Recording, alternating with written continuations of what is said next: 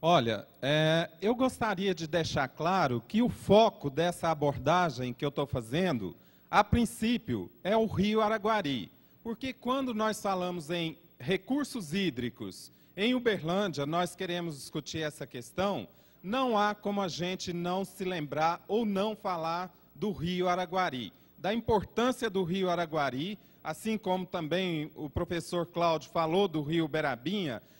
O Rio Araguari, para nós, é um símbolo, um ícone do nosso desenvolvimento, da nossa cultura. Então, o Rio Araguari tem que ser colocado na discussão. E ser colocado, principalmente, eu gostaria de estar deixando claro isso, de que o Rio Araguari é palco de grandes empreendimentos. E eu vou estar mostrando a realidade do Rio Araguari, da nascente à foz, como é que se encontra o Rio Araguari nos dias de hoje, para que a gente, ao final, vou estar lançando algumas questões, alguns pontos, para a gente pensar se essa tomada do Rio Araguari para os grandes empreendimentos, nós podemos avaliá-la como negativo ou como positivo, mas isso é para que cada um pense. Também quero deixar claro o seguinte: dentre os pontos que eu vou estar abordando, é importante que a gente comece a falar nele, que a construção de uma hidrelétrica, no contexto brasileiro, ela é de extrema importância. Não há como a gente negar que a hidrelétrica é importante no contexto do desenvolvimento brasileiro. O que nós precisamos pensar nesse debate é o seguinte: para o empreendedor, para quem constrói barragens, o objetivo dele é diferente da abordagem que às vezes a gente faz em relação aos efeitos negativos ou efeitos sociais e espaciais dessa construção. Não negamos a importância da energia elétrica em nossas vidas, mas é preciso pensar o que acontece para que essa energia seja gerada, para que essa energia chegue às nossas casas, para que chegue às indústrias. É preciso pensar todo o trajeto, o que acontece para que essa energia, que nós tenhamos, essa energia que é dita como limpa, ela é limpa, mas precisamos pensar os efeitos da produção dessa energia precisam ser abordados. Só negar esses efeitos é não fazer um discurso conveniente, porque se nós sonegamos esses efeitos, nós estamos encobrindo também uma realidade, ou seja, mostrando só o lado positivo. Tem duas câmeras, se você quiser virar para ele, se falar, as duas câmeras te veem, tá? Ok, obrigado. Tá onde?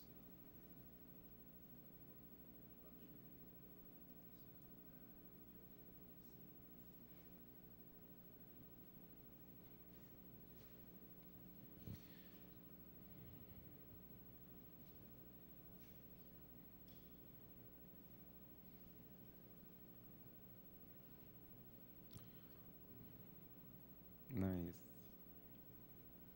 É o mapa.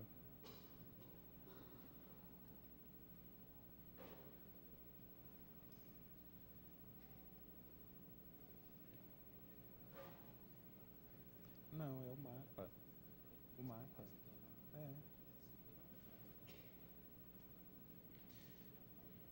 Ok. Então, o que eu estou trazendo aqui não está... Lá está um pouquinho embaçado, mas essa é a bacia do Rio Araguari.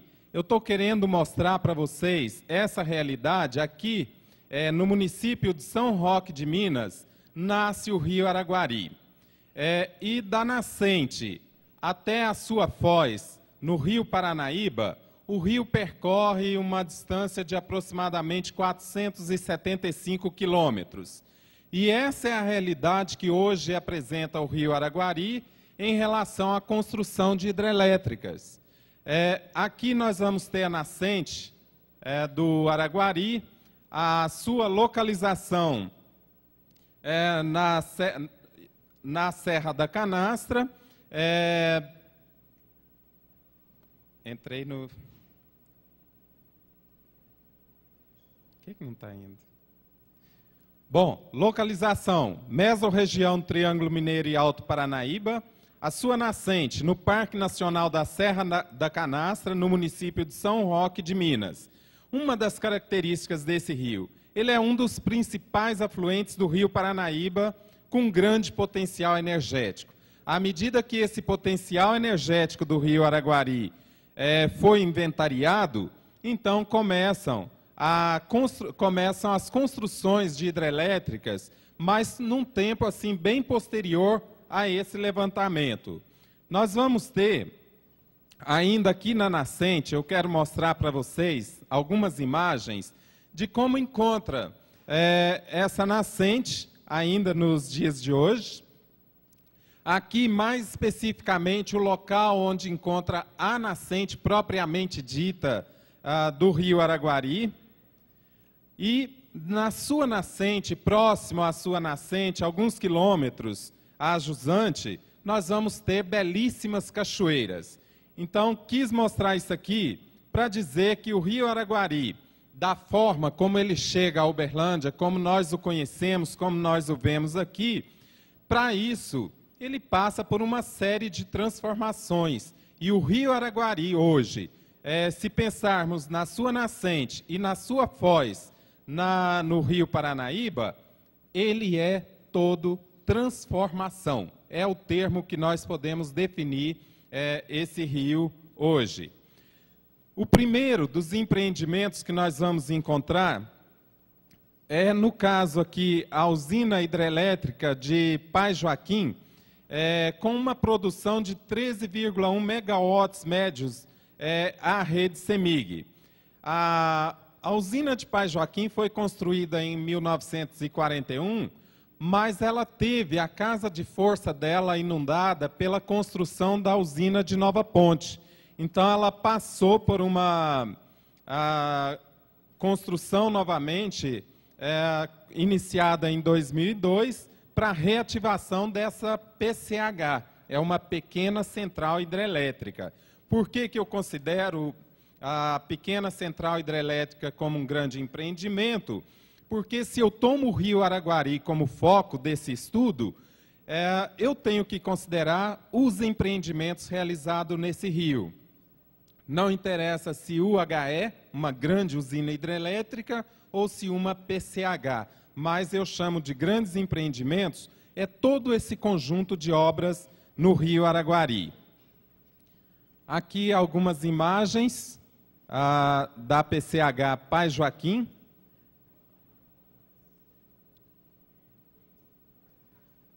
E nós vamos para o primeiro dos grandes empreendimentos, assim, chamado UHE, uma grande usina hidrelétrica, que é a usina hidrelétrica de Nova Ponte. Eu já tive a oportunidade também nesse local de estar apresentando um pouco sobre essa hidrelétrica especialmente, de mostrar inclusive essa foto. A usina hidrelétrica de Nova Ponte foi construída entre 87 e 94 pela CEMIG, no município de Nova Ponte. O comprimento da barragem é de 1.600 metros, com uma altura máxima de 141 metros. Por que eu abordo aqui a altura máxima da barragem? Porque a partir de uma altura de 100 metros, essas barragens começam a ter alguns efeitos, como em Nova Ponte aconteceram, que são os terremotos artificiais. Em Nova Ponte pôde ser presenciado esses acontecimentos, os terremotos artificiais, e de grande escala às vezes. Bom, a extensão do reservatório é de 449 quilômetros quadrados, e com 3 unidades geradoras e uma potência final instalada de 510 mil quilowatts de potência. Um dos principais efeitos dessa obra em Nova Ponte é o que nós consideramos, alguns, inundação de terras férteis, porque com a formação de um lago dessa extensão, não podemos negar esse acontecimento.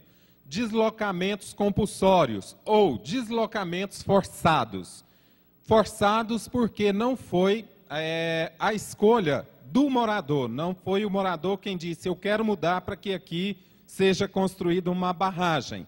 A notícia que ele recebeu é, vocês vão ter que mudar porque aqui vai ser construída uma barragem no local que vocês moram, o local que vocês moram vai ser inundado para a formação do lago. E em Nova Ponte foi a mudança da cidade. Então, essa é uma imagem da cidade velha de Nova Ponte. Aqui, uma imagem da hidrelétrica de Nova Ponte. E aqui, a cidade nova de Nova Ponte, né, que continuou com o nome Nova Ponte. A meu ver, é uma outra cidade, poderia tranquilamente ter mudado de nome, porque está longe de ser a mesma cidade 100% modernizada, como pregou a CEMIG naquele momento. Essa é uma outra cidade que se chama Nova Ponte. Após Nova Ponte, foi construída então a usina hidrelétrica de Miranda. Olha, tudo isso no mesmo rio, no rio Araguari. A usina de Miranda foi construída entre 87... Voltei para Nova Ponte. Foi construída, o início dela foi em 98, também no rio Araguari, no município de Indianópolis, alagando terras de Indianópolis e de Uberlândia. A altura dela é de 85 metros. O lago formado por essa barragem, essa hidrelétrica, é de 70 quilômetros. E a área de drenagem de 2.645 km². Nós temos uma potência, pode ser que tenha mudado alguma coisa em relação a números, mas eles não são antigos, esses que eu tenho, de 408 mil quilowatts. Então, está muito próximo à produção também de Nova Ponte. Efeitos que nós temos principais dessa obra no rio Araguari é a inundação de terras férteis. Nós tivemos deslocamentos compulsórios, porque também a formação desse lago exigiu isso, e nós vamos ter o que chamamos, na geografia, da construção de novos territórios, a nova forma de apropriação das margens, as chácaras que são construídas nas margens desse lago, e o que nós chamamos de processo de desterritorialização e reterritorialização, ou seja, o seu território foi inundado, você tem que sair desse território para que ele seja, ali suba as águas da represa, então você está sendo submetido a um processo de desterritorialização. A meu ver, você está sendo arrancado de um território em que você vai perder a referência dele. E se é ali que você tem uma experiência de vida, isso é muito importante, é muito significativo, porque cada planta que você tem ali, ela representa alguma coisa para você. O fato de estar à margem de um rio tem um significado simbólico para você. E isso diz respeito à identidade desse morador. E se você sai desse território, você é submetido a um novo território que nós chamamos reterritorialização em geografia. Uma imagem dessa obra. E olha, a usina de Miranda já é município de Uberlândia. Ela é construída, a sede dela em Indianópolis, mas na margem oposta ela alagou terras do município de Uberlândia. Então, aqui com a usina de Miranda propriamente dita, nós começamos a ver a realidade do rio Araguari em relação à construção dessas grandes obras. Depois do rio Araguari, ou melhor, depois da usina de Miranda, nós vamos ter a usina hidrelétrica de Amador Aguiar 1, a princípio Capim Branco 1, de propriedade do consórcio Capim Branco Energia. O consórcio, eu tinha preparado algo aqui para estar trazendo, mas acho que o Dr. Júlio vai estar trazendo isso para a gente.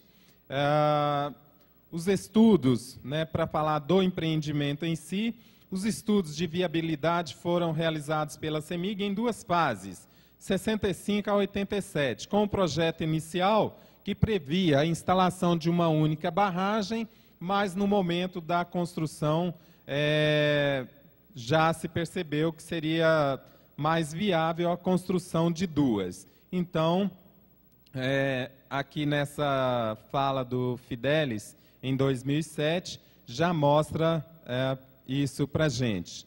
Aqui uma imagem do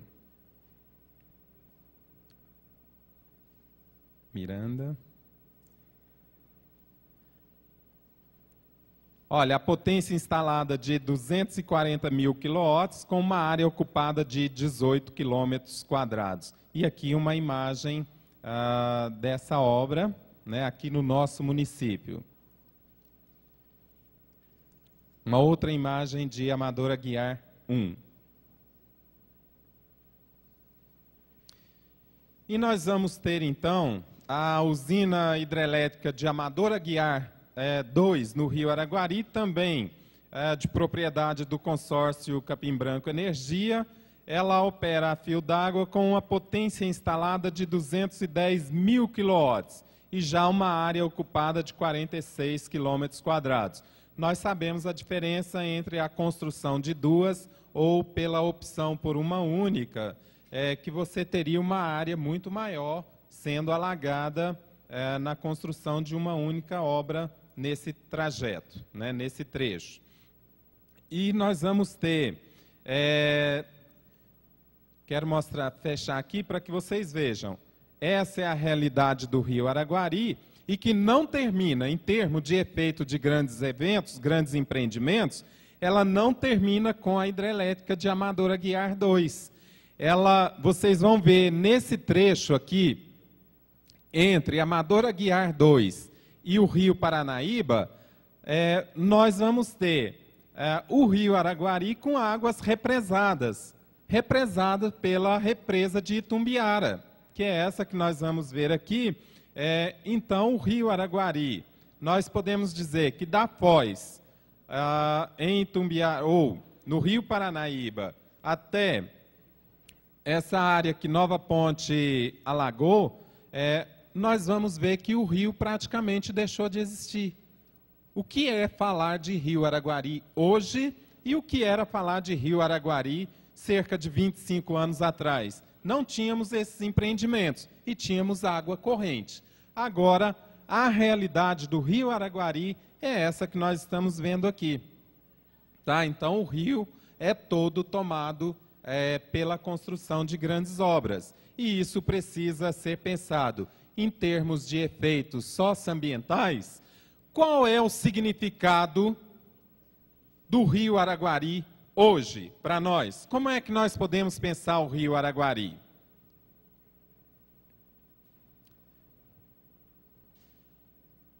Bom,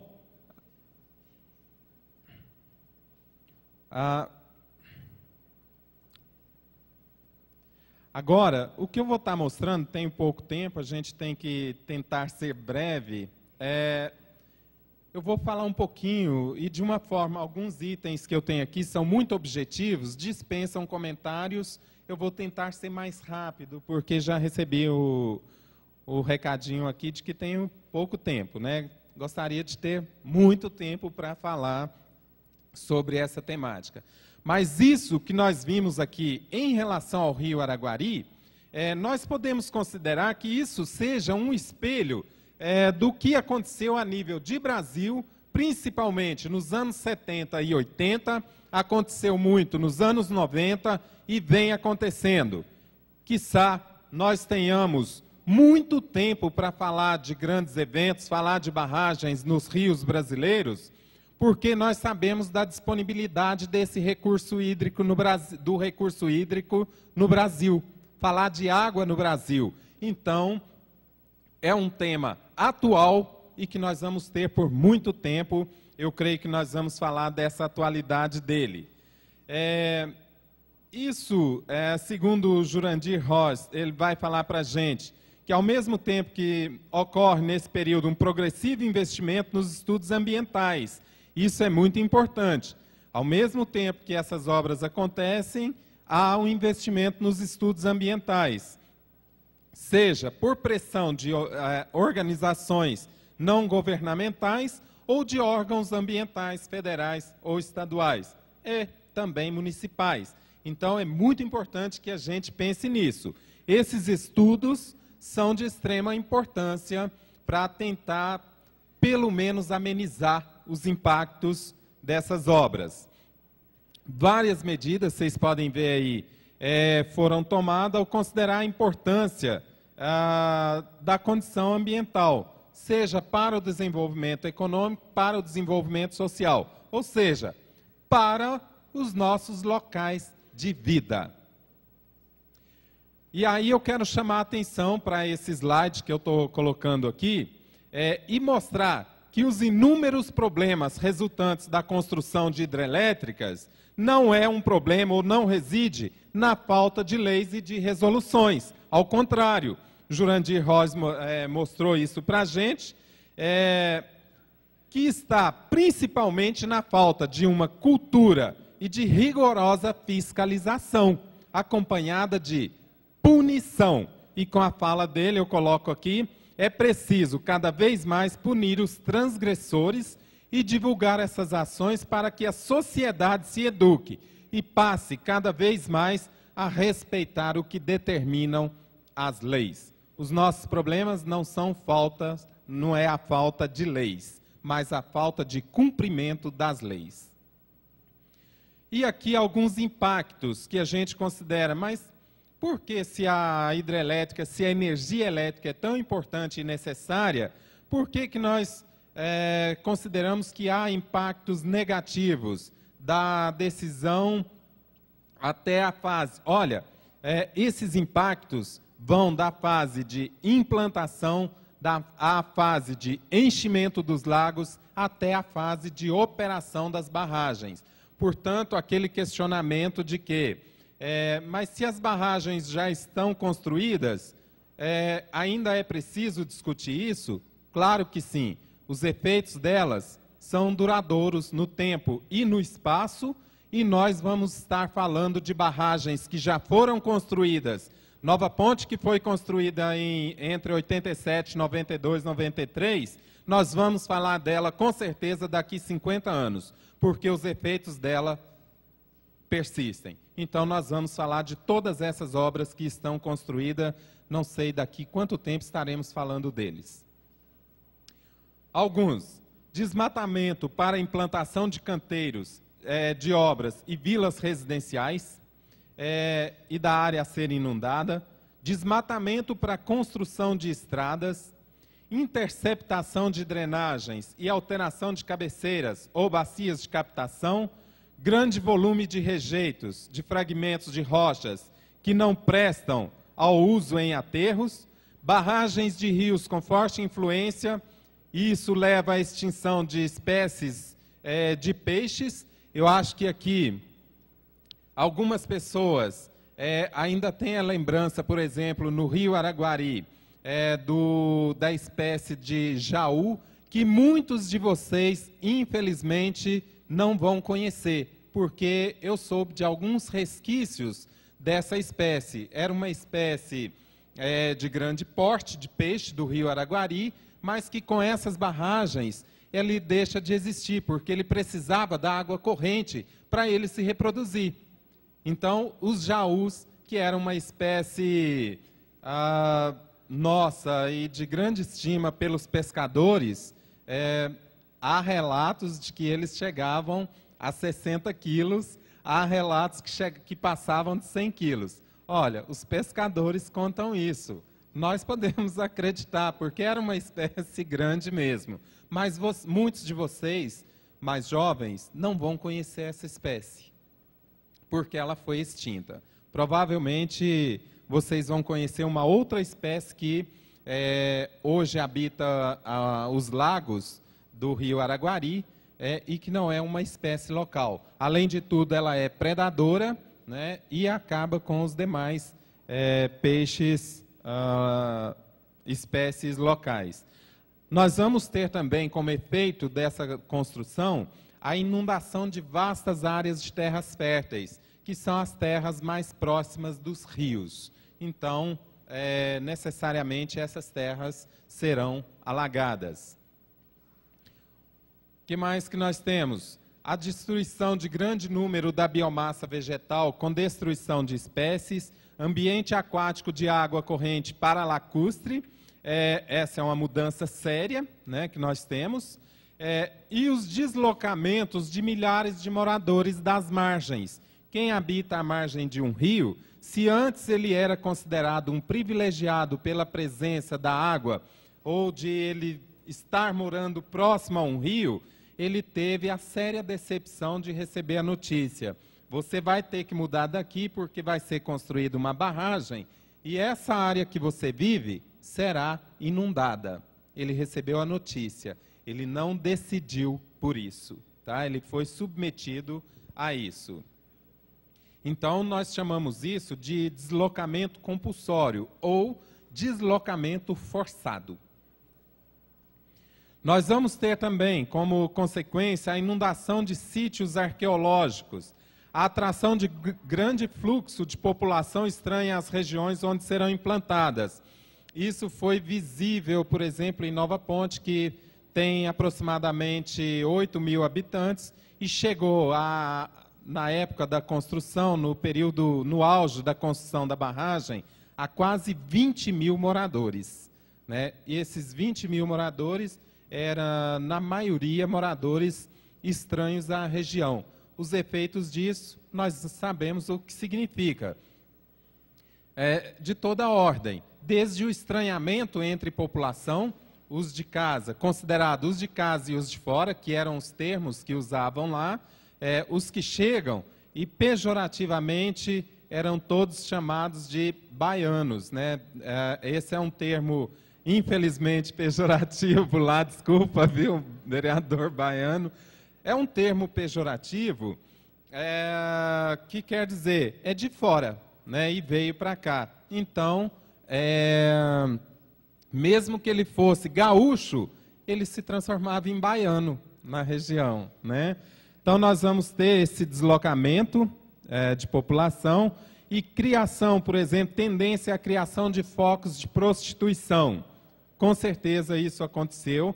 Possíveis surgimentos de favela, comércio clandestino, mudança nos costumes de uma população local por imposição, não é por opção, conflitos entre essa população local e quem veio trabalhar nas obras, aumento de violência, tudo isso pode ser observado lá e talvez em menor grau em Uberlândia, dado ao tamanho mesmo da cidade, a gente não poder perceber isso mais claramente. São muitos mesmo os efeitos que a gente tem. Veja só, o adensamento do tráfego de veículo em função das obras, deficiências infraestruturais, tendência à inflação, riscos a um patrimônio afetivo e cultural. Imagine o que é uma cidade ser totalmente destruída e construída uma cidade nova, né? Então, esse patrimônio afetivo e cultural fica degradado. Meu tempo está esgotado, mas vou tentar mostrar algo aqui, Leila, muito rápido. Olha, só passando aqui, são vários. Eu gostaria de frisar esse problema aqui,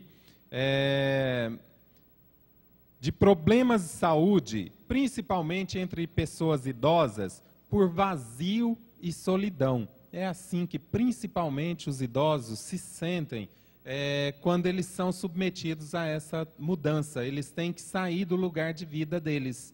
Vazio e solidão. E isso vai desencadear um problema de saúde.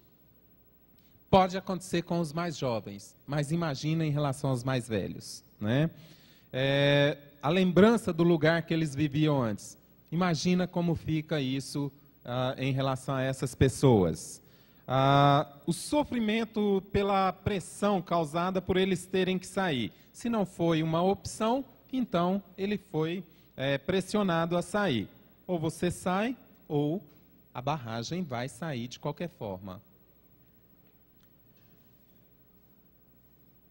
Outra coisa é mudança no modo de produção das suas existências, e várias famílias não se adaptam a essas mudanças. Elas não permanecem nos lotes que são destinados a elas, porque elas não se adaptam. O que acontece? Elas começam a vender suas casas e procurarem outro local onde elas possam reproduzir o seu modo de vida anterior.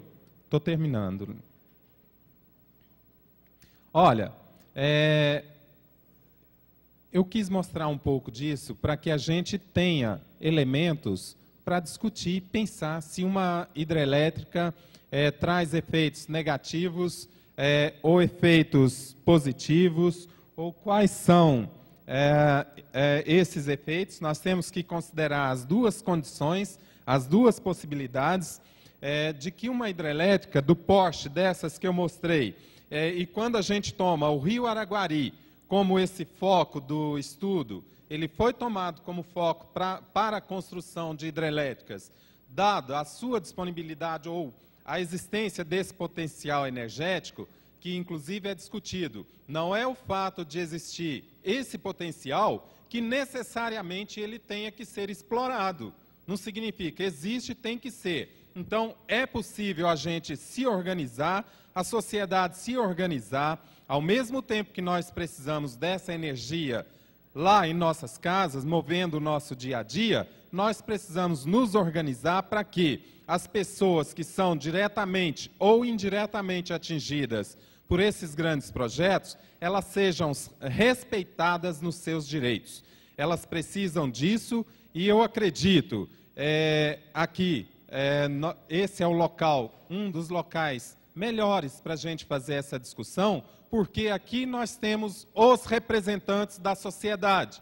Os nossos vereadores estão aqui nos representam muito bem e acredito que cumprem esse papel de, daqui para frente, ou estar discutindo o que foi feito, mas não deixar que nada seja feito à revelia da sociedade, que defendam de fato os direitos da população. Obrigado. É isso aí.